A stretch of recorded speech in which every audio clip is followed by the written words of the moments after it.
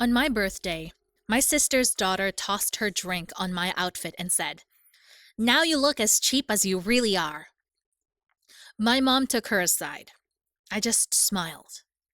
That night, I canceled my sister's credit card. But at 8:40 a.m., her daughter woke up to find her car gone. And then I was stunned by Sophie's behavior. Sure, we'd had our share of petty arguments before. Little eye rolls at family gatherings, sarcastic comments she thought were clever, but nothing that gave her the right to do what she did that night. It wasn't just what she said or the way she said it. It was the fact that she'd done it deliberately in front of everyone and acted like it was nothing. What made it worse was her father.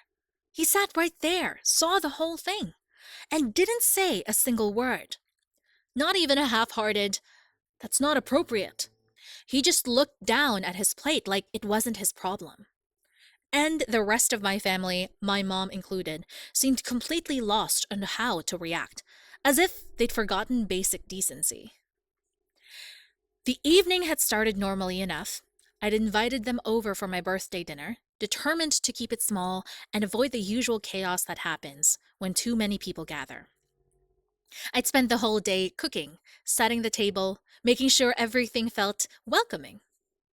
I'd even treated myself to a new outfit, a cream blouse with a soft sheen and a deep green skirt that made me feel put together. I'd planned for this night to feel like a small celebration just for us. Sophie had been quiet most of the meal, fiddling with her phone while the adults talked. About halfway through, she got up to refill her glass with the punch I'd made. I wasn't even paying attention to her until I felt the cold splash hit me. The dark red liquid soaked my blouse and skirt instantly, dripping onto the floor and splattering against the chair. For a second, I thought it might have been clumsiness, but when I looked up, she was standing there, holding her empty glass and staring at me dead in the eye. Then she said it loud, clear, and with a smile. "Now you look as cheap as you really are." Silence. Not shocked silence. More like that awkward pause when everyone's waiting for someone else to handle it. I waited for Claire to tell her daughter to apologize, but Claire didn't say anything. My mom broke the moment by shaking her head and saying, "Oh, Emily, it's just a little prank. Don't overreact." That was when something in me shifted. I'd had my fair share of humiliations in this family, but this one was going to stick unless I did something about it. I excused myself, smiling like it didn't matter. But inside, I was already working out the details. I knew I wasn't going to yell. I wasn't going to throw a drink back at her or start a fight in front of everyone. My revenge wasn't going to be loud. It was going to be quiet, deliberate, and timed just right. The kind that leaves a mark without anyone seeing it coming. This birthday wasn't going to end with candles and cake. It was going to end with a lesson Sophie wouldn't forget. When I came back to the table after cleaning myself up, the room felt heavier. Nobody looked directly at me, but I could feel their eyes shift every time I moved. I sat down like nothing had happened, calmly refilled my glass, and rejoined the conversation as if my clothes weren't still damp and smelling like punch. They probably thought I'd let it go the way I always had. That was their mistake. Sophie didn't meet my gaze. She kept fiddling with her phone, occasionally smirking like she'd won something. Claire was talking about a work project, and my mom chimed in here and there, trying to keep the evening moving along. I laughed when they laughed, nodded when they spoke, and made no sign that I was even thinking about the incident. But I was. By the time dessert was served, I already had my plan forming. I wasn't going to yell, cry, or storm out. I wasn't going to give them the satisfaction of seeing me rattled. My revenge wasn't going to be a single explosive moment. It was going to be quiet, precise, and deeply inconvenient. When the night ended, they all left without a hint of tension in their voices. Maybe they thought the joke had blown over. That suited me just fine. I locked the door behind them, poured myself a glass of wine, and sat down at my laptop. Claire had once asked me to order something for her online when she was overseas. She'd given me her credit card information over the phone, and I'd saved it to make the order. She never changed the card afterwards. Over the years, she'd probably forgotten I even had it. I logged into her account. There it was, active with a balance big enough to cover the shopping spree Sophie had been bragging about for weeks. I clicked a few buttons, filled in the required reason, and canceled it completely. Not frozen, not paused, gone. That was step one. Small, almost invisible, but enough to create a ripple. I didn't need her to connect it to me right away. In fact, I preferred if she didn't. Confusing was just as satisfying as anger. But the real blow wasn't going to be about money. See, Sophie's car, the one she flaunted on Instagram, the one she used to drive her friends around, wasn't technically hers. It was mine. My name was on the title. I'd bought it 2 years ago when Claire's finances were a mess under the agreement they'd paid me back slowly. They never did, but they acted like the car was Sophie's by right. The keys were in my kitchen drawer. I had a friend with a secure garage on the other side of town. That night, I placed the keys in my bag and went to bed with a calm I hadn't felt in years. Tomorrow, Sophie was going to learn something her mother had never taught her. Some people don't play by your rules. I woke up early the next morning, earlier than I usually did on weekends. The house was quiet, and the air still carried that faint, smug energy from last night. I made coffee, set my mug on the counter, and picked up my bag. The car keys were inside exactly where I'd placed them the night before. Sophie's weekend routine was predictable. She never got out of bed before 9 unless she had something exciting to do. That gave me more than enough time. I slipped outside, unlocked her precious little car, and slid into the driver's seat. The interior still smelled faintly of her perfume, that overly sweet, kind teenagers think makes them sophisticated. The streets were empty. I drove across town to my friend Mark's place, a secure garage behind his workshop. Mark didn't ask why I was there before sunrise. He just watched me pull in, listened to me say, "Keep it here for a while," and nodded. That's one thing I like about Mark. He doesn't pry.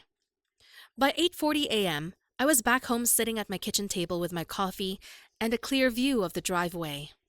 Right on cue, Sophie came outside, hoodie, messy bun, keys in hand. She stopped short. Her head turned one way, then the other. She walked to the curb, looked up and down the street, even glanced at the neighbors' driveways. Then the pacing started. Phone out, a few minutes of frantic talking. I didn't need to hear her voice to picture the tone. Half panic, half outrage. Not long after, Claire's car screeched into the driveway. She got out, already talking at Sophie, waving her arms, scanning the street like she expected the car to magically appear if she looked hard enough. They both got in Claire's car and left quickly. I imagined them heading straight to the police station. Sophie insisting it was stolen, Claire demanding urgency. The officer calmly explaining the process, knowing full well most stolen cars are just misplaced or towed. By midday, Claire called me. She didn't even ask if I'd seen anything. She went straight into complaining about how unsafe my neighborhood had become, how kids can't have anything nice anymore, and how the police don't do their jobs. I made the right noises, sympathetic but detached, and let her vent without offering help, because help wasn't coming. Not from me. The car was safe, tucked away, and staying right where it was. This wasn't about destroying it or keeping it forever. This was about removing something they assumed they were entitled to, making them live without it, feel the weight of the absence. And the best part? They still didn't have the faintest clue it was me. By the second day, the tone of Claire's calls had changed. The panic was still there, but it had hardened into anger. Sophie wasn't just upset anymore. She was furious. Losing the car meant she had missed a lunch she'd been bragging about for weeks, skipped her part-time job, and now Claire refused to let her borrow her own car, afraid Sophie would lose that one too. I pictured Sophie sulking in her room, door slammed, phone buzzing with unanswered messages from friends who'd moved on without her. That alone was satisfying. But then, an unexpected problem landed in my lap. Claire called mid-morning, sounding stressed, but trying to act casual. She said she had an urgent bill to pay, but her account had been temporarily frozen because of fraud activity linked to her now canceled credit card.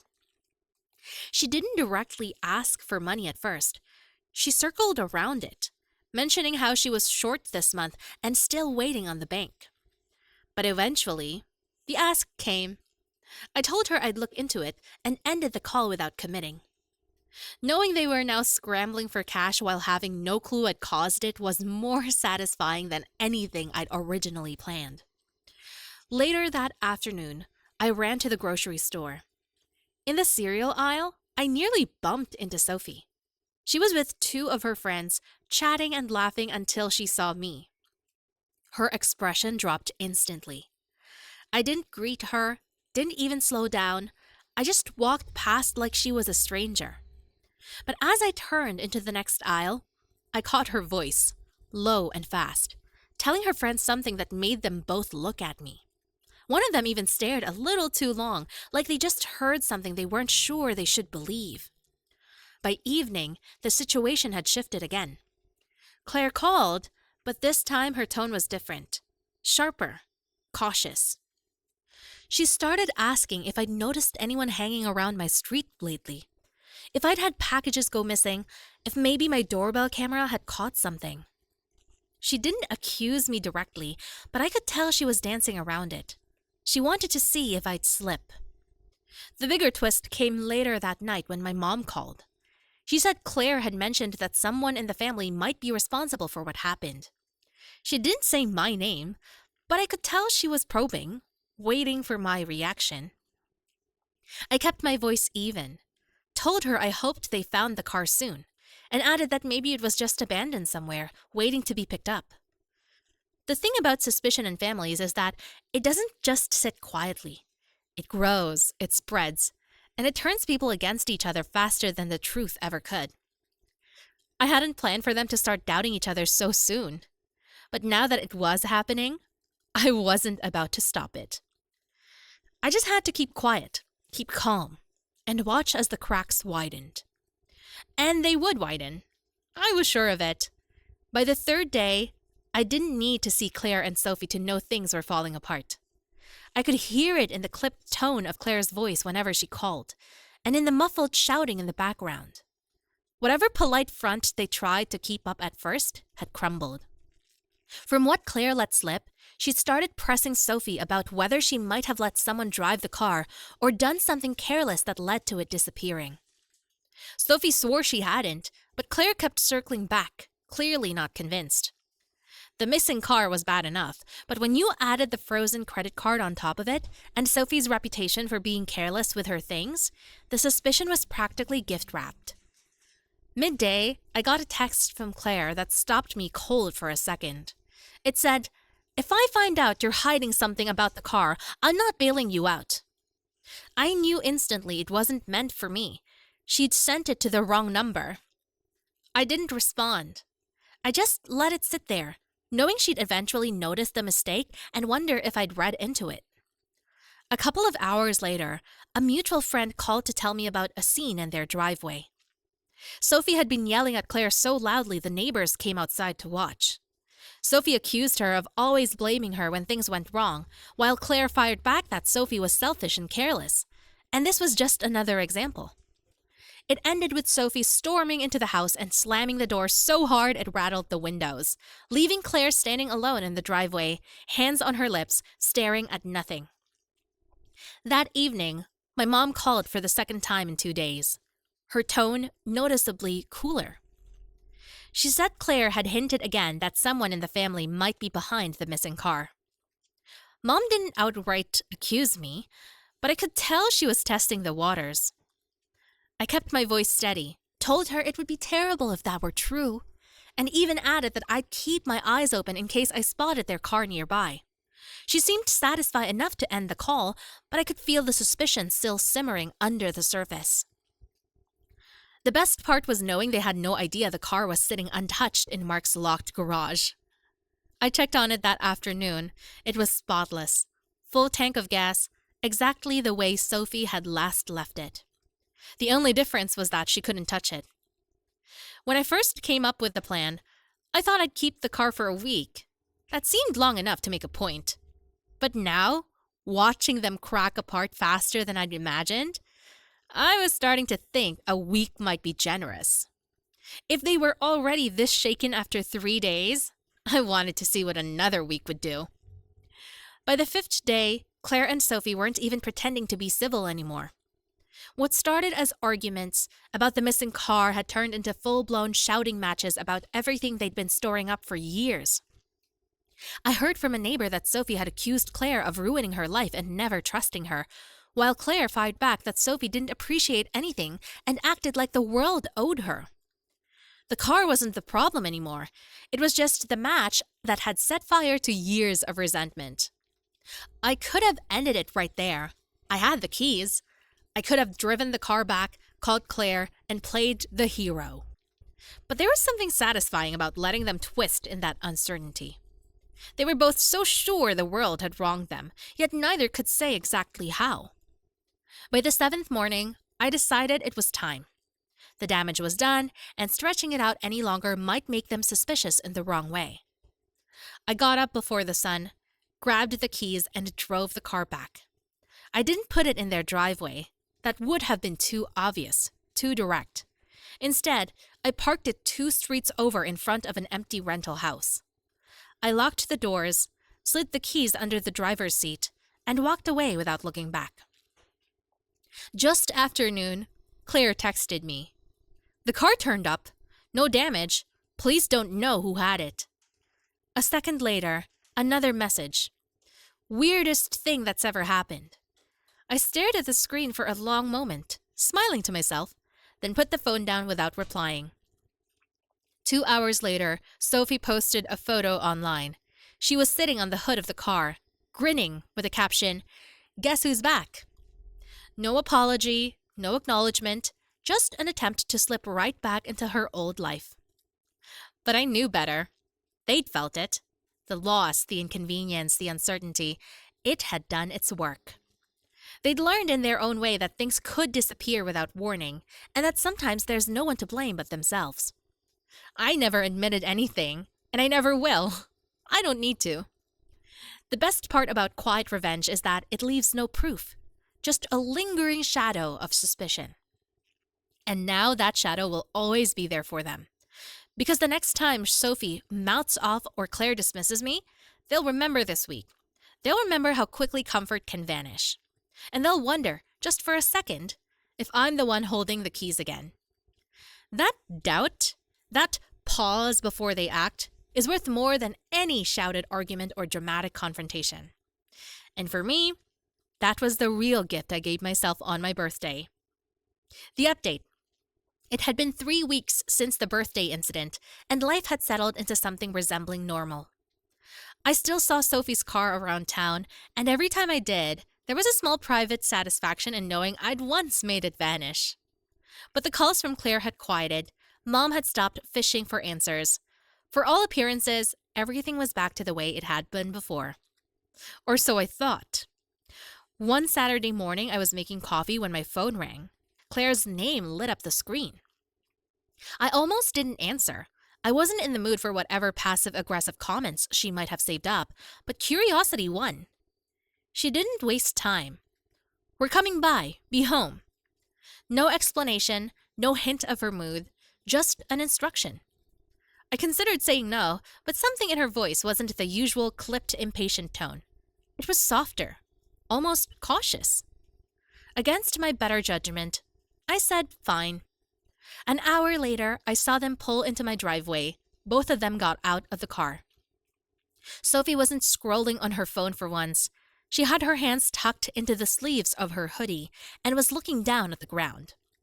Claire, instead of her usual air of superiority, looked careful, like she was approaching a situation she didn't want to mess up. They came to the door together, and the first thing I noticed was that Sophie was holding a small bouquet of fresh flowers.